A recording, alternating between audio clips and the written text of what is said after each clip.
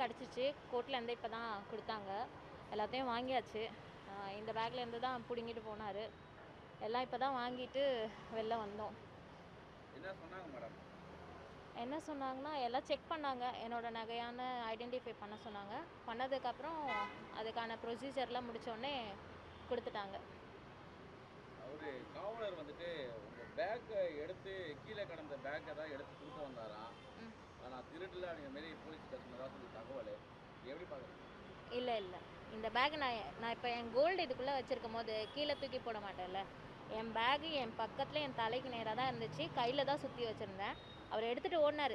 சரி, அவர் அப்படியே கொடுக்க வந்த பேக்னா நான் போய் கேட்டேன்ல அவரை பிடிச்சிட்டு, அதுக்கு அப்போவே கொடுத்துருக்கலாமே. எதுக்கு அவர் வெளில தூக்கி போடணும்? அவர் எந்த காரணமும் இல்லாமல் வெளில தூக்கி போடுவார் அவர் பேக்குள்ளே வச்சு. அதுக்கு காரணம் இருக்குல்ல. அவர் தூக்கிட்டு ஓடினவரை தான் நான் ஓடி போய் பிடிச்சேன். அப்படியே பேசஞ்சர்ஸ்லாம் வந்து அவரை பிடிக்கணும். அவர் வெளில தூக்கிட்டு போட்டதை எல்லாருமே பார்த்தாங்க. அதனால தான் நான் செயினை புல் பண்ணி இறங்கி நான் அவ்வளோ தூரம் நடந்து போனோன்னே. கையில் இருந்த பேக்குக்கு நான் ஏன் நடந்து போகணும்? அவர் தெரிஞ்சதாக பண்ணார்.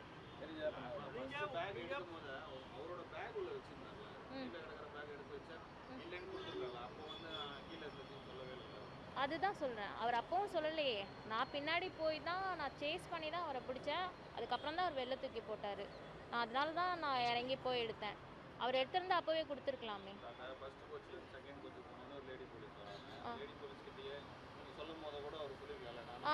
அப்பவும் அவர் சொல்லலை, நான் தான் தூக்கி போட்டேன்ற மாதிரி தான் சொன்னார். அந்த மாதிரிலாம் எதுவும் நடக்கலை. நடந்த உண்மை இதுதான். நான் அப்புறம் ஏன் நான் எதுக்கு ட்ரெயினை நிறுத்தணும், எதுக்கு இறங்கி ஓட்டணும், இவ்வளோ விஷயம். கீழே கிடந்ததை மட்டும் எடுத்து பேக் நல்லா இருந்ததுனால அவர் வச்சுக்கிட்ட மாதிரி ஒரு ஃப்ரேம் அவர் தான் சொல்கிறாரு. அவர் அது மாதிரி சொல்கிறாரு. இப்போ நீங்கள் பாதிக்கப்பட்டவங்க ஒரு விஷயம் சொல்கிறீங்களா? அப்போ ஒரு மாட்டின இடத்துல நீங்கள் ஸ்பாட்டில் இருந்தீங்கல்ல, அப்போ அவர் என்ன ரியாக்ட் பண்ணாருன்றதும் நாங்கள் ஒரு போலீஸ் முன்னிலையில் ஒரு ரயில்வே போலீஸ் கிட்ட நீங்கள் அவங்க என்ன சொல்கிறாரு? அவர் வந்து நான் அவங்க பேக்லாம் எடுக்கல, அவங்க பேக்லாம் நான் எடுக்கல, என் பேக்கை தான் அவங்க தூக்கி போட்டாங்க அப்படின்ற மாதிரி தான் சொன்னார். அப்படி இருந்தால் அவர் ஏன் என் கம்பார்ட்மெண்ட்லேருந்து அடுத்த கம்பார்ட்மெண்ட்டுக்கு போகணும்? நான் S8, அவரே S9க்கு போனோம். கரெக்டு தானே? நான் போய் S9ல் தானே பிடிச்சேன். என்னோட சீட்டு 47 மிடில் இருக்குது. அங்கேருந்து அவ்வளோ தூரம் ஏன் போனார் அவர்? நான் அங்கே போய் தானே பிடிச்சேன். எடுக்காமலாம் போயிடாரு. அப்புறம் எடுத்திருந்தா உடனே யாருதுன்னு கேட்டிருக்கலாம், போலீஸ்கிட்டே ஒப்படைச்சிருக்கலாமே. அவர் பேக்கில் தானே வச்சார். இதில் என்ன போய் இருக்குது? நீங்கள் பேக் வச்சுட்டு இருக்கீங்க, உங்கள் பேக்கை எடுத்துகிட்டு போகிறாரு, நீங்கள் அவரை பிடிக்கிறீங்க, அதுக்கடுத்து அவர் என்ன பண்ணுறாரு? அவர் வெளில தூக்கி போட்டுட்டாரு. அவர் பேக்கில் வச்சுட்டதை நான் பார்த்தனால தான் அவர் வெளில தூக்கி நான் அவர் பேக்கே தான் கேட்டேன். கொடுங்க அந்த பேக் என்னோடது, எடுத்து கொடுங்கன்னு கேட்டனால தான் வெளில தூக்கி போட்டார். அவர் கொடுக்குறதா இருந்தால் கொடுத்துருக்கலாமே, எதுக்கு வெளில தூக்கி போடணும்? அதான் நடந்துச்சு. கேட்டிருக்கணும். ஆமாம், அந்த மாதிரி பண்ணதுலேயே இருக்கே காரணம் இருக்கே. அது என்னோட 5 ரிங்ஸ் இருந்துச்சுங்க. 5 ரிங்ஸு, ஒரு இயரிங் பேரு, ஒரு வாட்ச் இருந்துச்சு. எல்லாமே கிடச்சிருச்சு. எல்லாமே வந்துடுச்சு.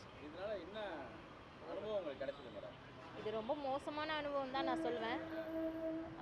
தனியாக பெண்கள் ட்ராவல் பண்ணுறப்போ ரொம்ப ஜாக்கிரதையாக இருக்கணும். இன்னும் ஜுவல்ஸோட, இப்போ நம்ம போட்டிருக்க ஜுவல்ஸோடு போகும்போது இன்னும் ஜாக்கிரதையாக இருக்கணும்னு நான் சொல்கிறேன். இதில் இன்னொரு முக்கியமான விஷயம், நம்ம ஜுவல்ஸை ஹேண்ட்பேக்கில் கழட்டி வைக்கக்கூடாதுன்றது ரொம்ப முக்கியமாக யோசித்து நம்ம பண்ணணும். அப்படி பேக்கில் கழட்டி வைக்கிறதா இருந்தால் ட்ரெயினில் வந்து அவுத்து வைக்காதீங்க. அப்படி ரொம்ப காஸ்ட்லியான நகைனா ட்ரெயினில் போட்டு வராதிங்க. இது மட்டும்தான் நான் சொல்கிறேன். நான் பண்ண தப்பு அதுதான். நான் ட்ரெயினில் வந்து கழட்டி வச்சிட்டேன் பேக்கில். நான் போட்டிருந்தா கூட மேபி போயிருக்காதோ அப்படின்னு தோணுச்சு. அவ்வளோதாங்க. இப்போ நீங்கள் சொல்கிறீங்க நகையை போட்டு வராதிங்க. இப்போ நீங்கள் கூட குடும்ப நிகழ்ச்சிக்கோ எதுக்கோ போறீங்கன்னு அந்த மாதிரி ஒரு கட்டாயம் தான் வருது. அப்போ என்ன பண்ணுவாங்க? அது பெண்களுக்கு பாதுகாப்பு, ட்ரெயினில் வரவங்களுக்கு பாதுகாப்பு அவங்க தான் கொடுக்கணும். முக்கியமாக ஒரு நாள் எவ்வளோ லட்சம் பேர் ட்ரெயினில் ட்ராவல் பண்ணுறாங்க, அதில் எவ்வளோ லட்சம் பேர் பெண்களாக இருக்காங்க. அதுக்கு அவங்க தான் பாதுகாப்பு கொடுக்கணும். அதை முதல்ல ட்ரெயினில் எல்லாத்துலேயும் CCTV கேமரா வைக்கணும் சார். அது ஒன்று பண்ணாலே போதும். யார் திருடுறாங்கன்னு டக்குன்னு கண்டுபிடிச்சிக்கலாம். எல்லா கம்பார்ட்மெண்ட்லேயும் முக்கியமாக ரிசர்வேஷன் கம்பார்ட்மெண்ட்டில் CCTV கேமரா வைக்கணும் சார். இது ஒரு ரெக்வெஸ்ட்டாக நான் வைக்கிறேன். அவ்வளோதான்.